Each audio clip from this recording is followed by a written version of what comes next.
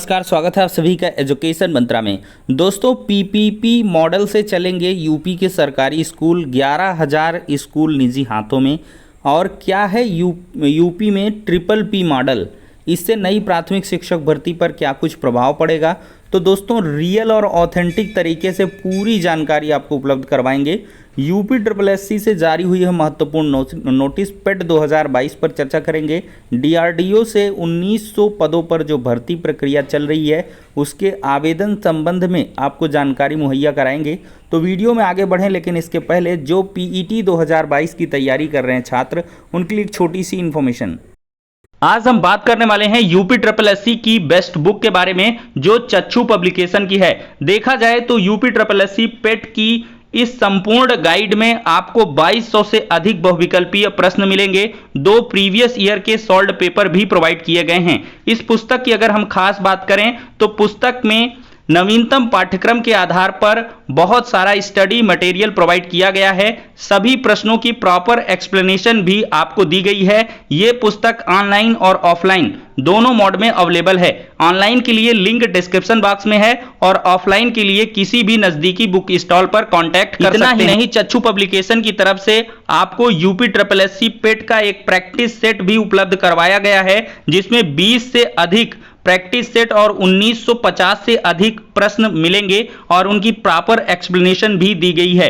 तो इन दोनों बुक्स के साथ यूपी SSSC पेट 2022 की प्रिपरेशन को बूस्ट करें और सफलता पाएं। दोस्तों, देखा जाए तो यूपी में सरकारी तंत्र हो या पूरे देश में सरकारी तंत्र हो, उसके प्राइवेटाइजेशन को लेकर काफ़ी भय है।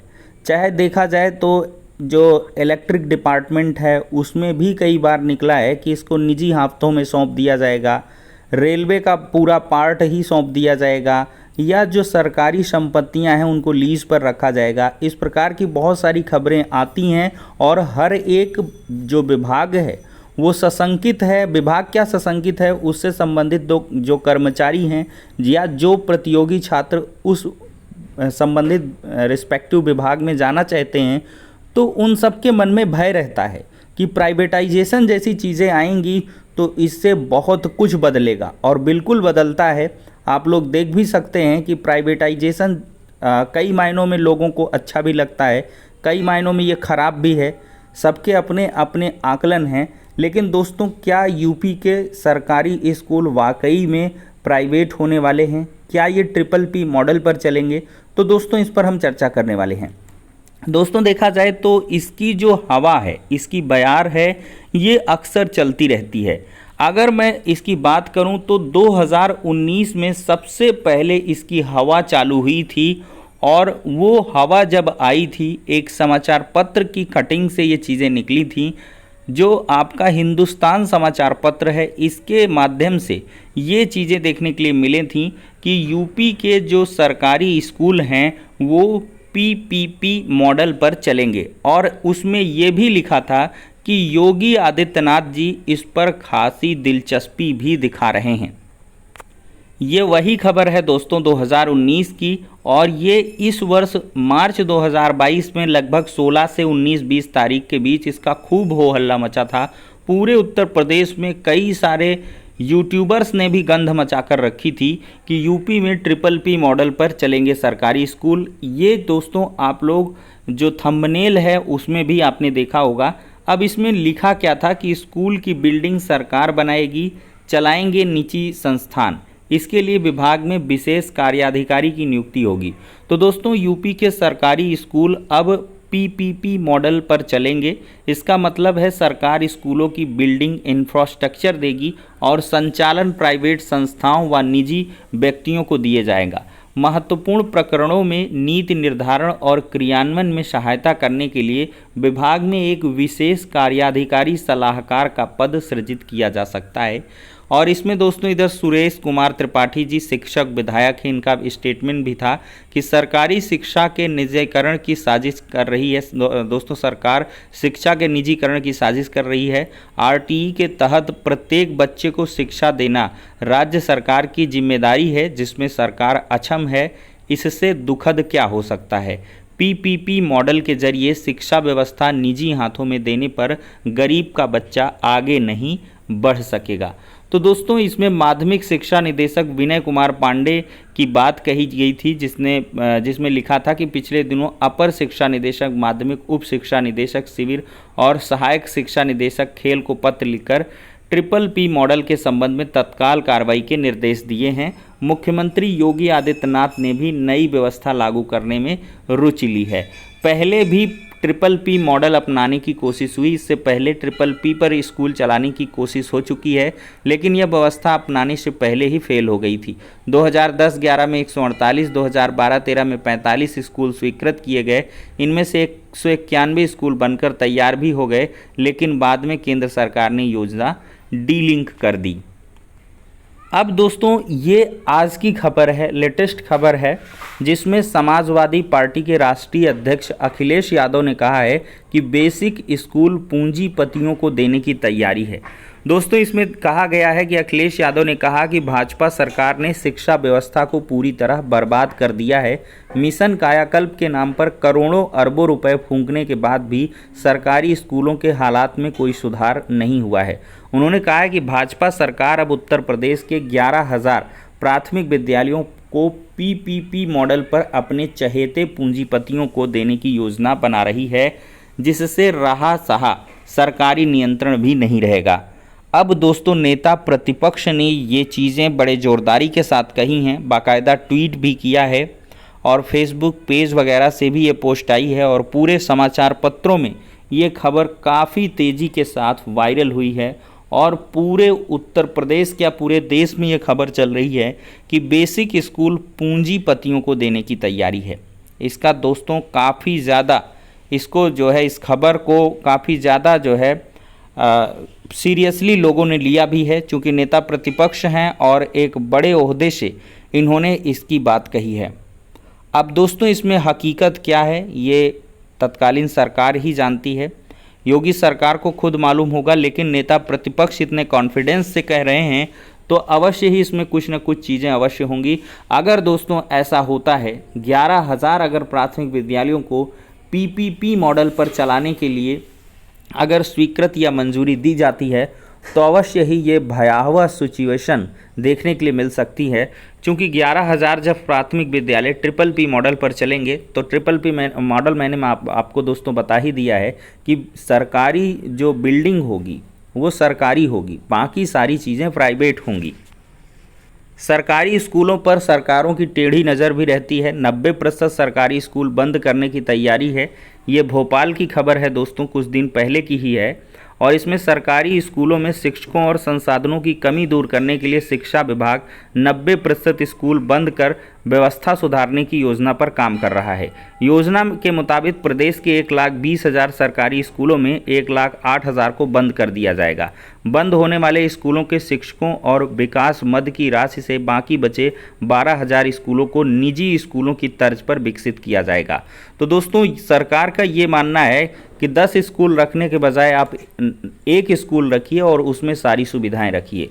तो कुल मिलाकर जो आरटीई का लक्ष्य था कि बच्चों को, छोटे छोटे बच्चों को दिक्कतें ना हो, हर गांव में स्कूल हो, तो अब वो धीरे धीरे बंद होकर लगभग 10 से 12-15 किलोमीटर की रेंज पर स्कूल बनाने की ये तैयारियां चल रही हैं।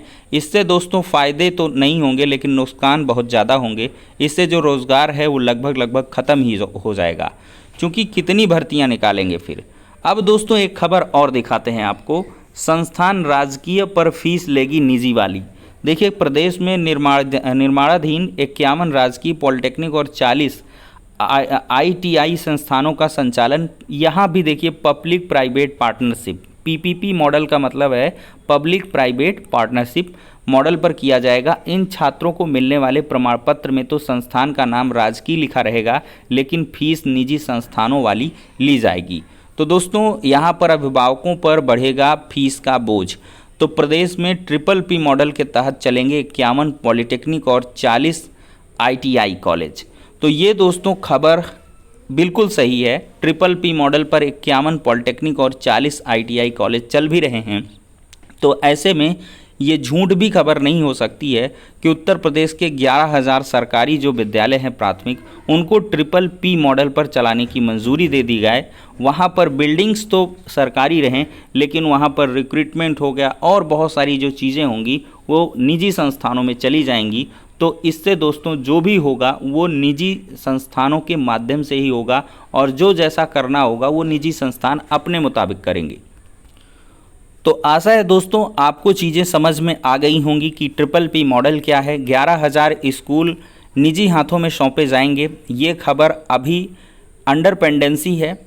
अगर ऐसा अखिलेश यादव जी ने कहा है, अगर ये खबर झूठी है, तो एक बड़े ओहदे के जो योगी सरकार के मतलब प्रतिनिधित्व करता हैं, उनको भी इस खबर का खंडन करना चाहिए और आगे आकर पूरे प्रदेश के जो छात्र परेशान हैं या अभिभावक हैं या लोग हैं, उनमें अगर निगेटिविटी फैल रही है तो उसको भी खंडित किया जाना चाहिए। लेकिन अभी तक ऐसा जो है कोई स्टेटमेंट नहीं आया है, तो इसका अर्थ यूँ भी लगाया जा रहा है कि मे बी ऐसी जो व्यवस्था है उसको लागू करने की सरकार अंदर अंदर जो है प्लानिंग कर रही हो। अब दोस्तों ये तो सरकार ही जानती है। अब दोस्तों हम बात करेंगे UPSSC से जारी हुई है इम्पोर्टेंट नोटिस बोरिंग टेक्नीशियन की। यहाँ पर दोस्तों 31 अगस्त की डेट पड़ी हुई है और आप लोग देख सकते हैं सम्मिलित अवर प्रवर वर्ग सहायक पूर्ति निरीक्षक की जो 8 सीरीज की उत्तर कुंजी है वो अपलोड कर दी गई है। 18/7/2022 को अपलोड की गई थी। उपरोक्तानुसार अपलोड की गई उत्तर कुंजी के सापेक्ष संशोधित उत्तर कुंजी के अवलोकनार्थ आयोग की वेबसाइट पर अपलोड, मतलब ये जो अवर प्रवर सहायक और पूर्ति निरीक्षक का रिवाइज्ड आंसर की है वो जारी हुआ। अब दूसरी नोटिस दिखाएंगे। इसमें ये 2 सितंबर की नोटिस है। इसमें बोरिंग टेक्नीशियन का दोस्तों जिक्र है और ये आज की ही नोटिस है और इसकी भी जो 8 सीरीज़ की रिवाइज आंसर की है वो upssc.gov.in पर अपलोड कर दी गई है। अब दोस्तों हम ये बात करेंगे, ये 31 अगस्त की नोटिस है। मुख्य सेविका के रिक्त पदों पर चयन हेतु जो प्रतियोगी परीक्षा होनी है उसका जो पाठ्यक्रम है वो जारी किया गया है। मतलब लगातार UPSSC अपनी तेज़ी दिखा रहा है। जो भी पेंडेंसी हैं, जो भी पेंडिंग भर्तियां हैं, उनको लगातार कंप्लीट किया जा रहा है। और इसी क्रम में दोस्तों सितंबर लास्ट तक आपका जो लेखपाल का रिवाइज्ड आंसर की है वो भी आ जाएगा। पेड 2022 के संबंध में लगातार आयोग तैयारियां कर रहा है और साथ ही साथ पेंडेंसी को निपटा रहा है। तो दोस्तों अब बहुत कम नए नोटिफिकेशन आपको देखने के लिए मिलने वाले हैं। बाकी सारे जो नोटिफिकेशन होंगे वो पेड 2022 से ही आएंगे। दोस्तों देखा जाए DRDO में 1900 से ज़्यादा पदों पर वैकेंसी निकली है। योग्यता चयन समेत खास बातों को देखेंगे। रक्षा अनुसंधान और विकास संगठन यानी कि DRDO में साइंस और इंजीनियरिंग ग्रेजुएट और ITI पास युवाओं के लिए बम्पर भर्ती निकली है। DRDO के centre for personal talent management में यहाँ पर दोस्तों देख सकते हैं कि 1900 से ज़्यादा वैकेंसी निकली हुई है। इन पदों के लिए ऑनलाइन आवेदन 3 सितंबर यानी कि आज से शुरू हो गए हैं। आवेदन करने की जो अंतिम तारीख है वो 23 सितंबर 2022 रखी गई है। आयु सीमा दोस्तों 18 से 28 साल है। SC ST OBC इन सबको जो है नियमानुसार छूट मिलेगी। Senior technical assistant group B के 1075 वैकेंसी हैं। संबंधित ट्रेड विषय में साइंस, इंजीनियरिंग डिग्री या diploma, agriculture, automobile, chemistry, civil engineering, ये सब दोस्तों चीज़ें रहनी चाहिए। टेक्नीशियन A के 826 पोस्ट हैं और इन पर दोस्तों आपको योग्यता 10वीं और इन ट्रेड्स में ITI, ऑटोमोबाइल ये सब मांगा गया है। दोस्तों ये DRDO का ऑफिशियल नोटिफिकेशन है, देख सकते हैं 23 सितंबर लास्ट डेट है। ओपनिंग ऑफ एप्लीकेशन है 3 सितंबर। यहाँ पर दोस्तों पद दिया गया है, आप लोग देख सकते हैं। पोस्ट है BSc डिग्री, आप लोग इसको पढ़ लेंगे दोस्तों, आपके हिसाब के बहुत सारे पोस्ट मिल भी जाएंगे, तो उनके अकॉर्डिंग आप लोग अप्लाई कर लें। और यहाँ पर जो ऑफिशियल वेबसाइट है DRDO.gov.in पर है। गूगल पर सर्च भी करेंगे तो ऑफिशियल वेबसाइट नज़र आ जाएगी, तो वहाँ आप लोग जाकर आवेदन ज़रूर कर लें। मैं ज़्यादा डिटेल में बात नहीं करूँगा, चूँकि इससे क्या होगा कि वीडियो काफ़ी लंबा ऑलरेडी पहले से ही हो चुका है।